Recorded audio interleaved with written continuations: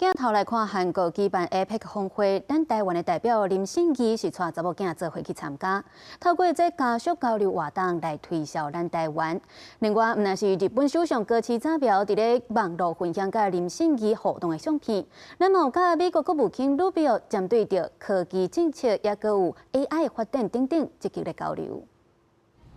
这位气质真好的查某囡仔，伊是 APEC 领袖林信义的细汉查某囝林文轩。为自控制年秘入 APEC 了后，今年第二摆用家属身份陪林信义登现就成外交。去年妈妈走之后，我觉得她身体也有变差一点。然后因为她是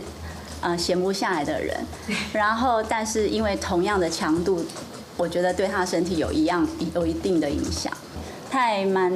态度自若的，然后他就说不会啊，就是我们也没有什么，就是该讲什么讲什么，不该讲什么也没什么能讲的。伊照顾爸爸是主要任务，也参加官方家属活动参访的行程，也有领袖代表欢迎欢迎。另外，也甲各国夫人开讲时阵行销台湾。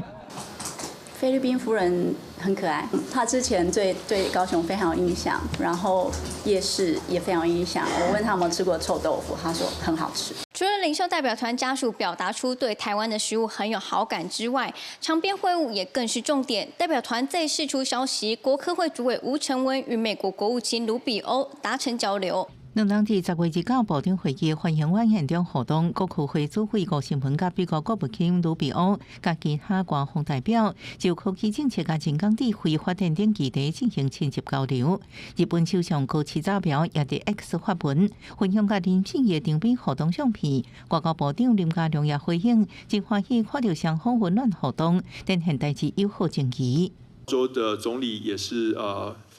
认同这是一个现在最大的问题，他其实直接用倾销这个字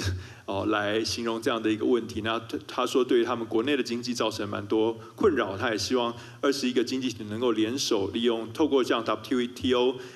以及这个rule base 的彻底贯彻 rule base 的方式来减少这些倾销的状况。 林志成表示，澳洲总理共款分享澳洲市场倾销问题已经对经济带来困扰。不过 WTO 目前处理争端速度太过慢，要赶紧速度。各国继续展现交流精神。记者综合报道。